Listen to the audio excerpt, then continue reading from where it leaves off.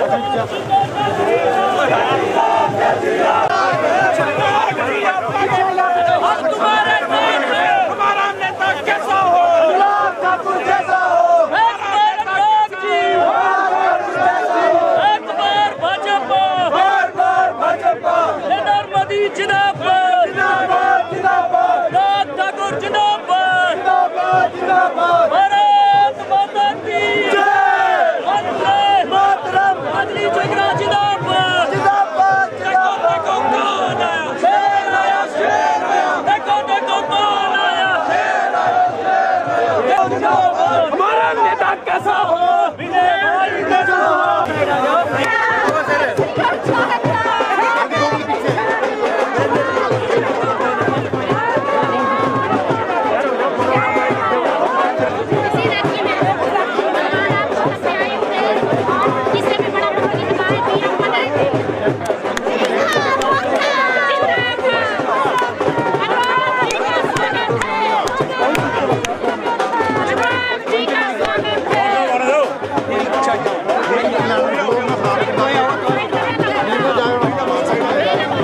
कार्यकर्ताओं ने बड़ी गर्मजोशी के साथ अनुराग ठाकुर के पहुंचने पर भव्य स्वागत किया और जोरदार नारेबाजी भी की। वहीं युवा मोर्चा के पदाधिकारियों ने ढोल की थाप पर नाच गाकर अनुराग ठाकुर का स्वागत किया। केंद्रीय मंत्री अनुराग ठाकुर ने कहा कि हिमाचल आने में थोड़ा विलंब जरूर हुआ है, लेकिन नई जिम्मेदारी के चलते संसद सत्र में रहना भी जरूरी था और उसके बाद जन आशीर्वाद यात्रा में हिमाचल में प्रवेश किया है तो शिमला से लेकर मंडी संसदीय क्षेत्र में भी अभूतपूर्व समर्थन और आशीर्वाद मिला है। उन्होंने कहा कि जितनी भीड़ की अपेक्षा थी उससे कहीं ज़्यादा भीड़ देखने को मिली है। उन्होंने कहा कि देवभूमि हिमाचल के लोगों का इतना प्यार मिल रहा है जो कि पीएम मोदी का भी मेरे साथ धन्यवाद कर रहे हैं। हिमाचल प्रदेश आने में थोड़ा विलंब जरूर हुआ क्योंकि नई जिम्मेदारी मिली है और इस जिम्मेदारी को जहां एक और निभाने के लिए पार्लियामेंट सत्र में रहना जरूरी था, लेकिन उसके बाद जब जन आशीर्वाद यात्रा के रूप में हिमाचल में प्रवेश किया तो शिमला संसदीय क्षेत्र से, मंडी संसदीय क्षेत्र से, अब हमीरपुर संसदीय क्षेत्र आया हूं, सभी जगह अभूतपूर्व स्नेह, समर्थन और आशीर्वाद मिला है। हमारे प्रदेशाध्यक्ष जी तीनों दिन लगातार साथ थे, या चौथा दिन है, और वो स्वयं भी कह रहे थे कि जितने कार्यक्रम रखे गए उनके उससे लगभग दुगने तिगने कार्यक्रम हुए। जितने भीड़ की अपेक्षा थी उससे कई गुना ज़्यादा भीड़ हुई। यहाँ तक कि गाड़ियों में चलते लोग भी हाथ हिलाकर अभिनंदन स्वागत कर रहे थे। बारिश भी नहीं रोक पाई किसी के जोश और जुनून को, और भीगते भीगते भी बच्चे, महिलाएं, बुजुर्ग झूम रहे थे और आशीर्वाद दे रहे थे।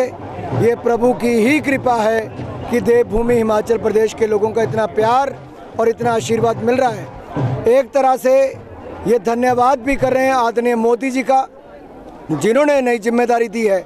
और ये केवल हिमाचल के अनुराग को नहीं, पूरे हिमाचल प्रदेश को मोदी जी ने जिम्मेदारी दी है।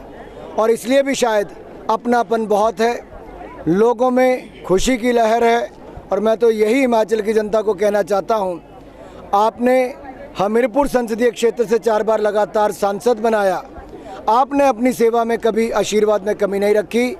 मैं भी हिमाचल का मान सम्मान बढ़ाने में कोई कसर नहीं छोड़ूंगा। वहीं विपक्ष के आरोपों पर केंद्रीय मंत्री अनुराग ठाकुर ने कहा कि विपक्ष की सोच नकारात्मक सोच बन गई है, क्योंकि सदन के अंदर जब पीएम मोदी नए मंत्रिमंडल का परिचय करवाना चाहते थे तब भी विपक्ष ने ये मौका नहीं दिया, जो कि इतिहास में शायद पहले बार ऐसा हुआ हो। दुर्भाग्य है कि कांग्रेस ये हजम नहीं कर पा रही है कि 2 बार मोदी को देश के लोगों ने पीएम बनाया है। उन्होंने कहा कि इस बार के मंत्रिमंडल विस्तार में सबसे युवा मंत्रिमंडल है, जिसे कांग्रेस पचा नहीं पा रही है। मुझे लगता है विपक्ष का जो एक सोच है वो एक नकारात्मक सोच हो गई है, क्योंकि सदन में भी जब परिचय करवाना था प्रधानमंत्री जी को नए मंत्रिमंडल का, तब भी वो अवसर उनको नहीं दिया गया। हिंदुस्तान के इतिहास में शायद ही ऐसा पहले कभी हुआ हो। दुर्भाग्य ये है कि कांग्रेस आज तक हजम ही नहीं कर पा रही कि मोदी जी को 1 बार नहीं 2 बार देश की जनता ने पूर्ण बहुमत से प्रधानमंत्री बनाया। और इस बार के मंत्रिमंडल विस्तार में आज तक का सबसे युवा मंत्रिमंडल है, युवा भारत की अपेक्षाओं के अनुसार है। 28 मंत्री ओबीसी वर्ग से हैं, 12 अनुसूचित जाति वर्ग से हैं, 11 महिलाएं हैं, 8 अनुसूचित जनजाति वर्ग से हैं, तो 5 अल्पसंख्यक समाज से हैं।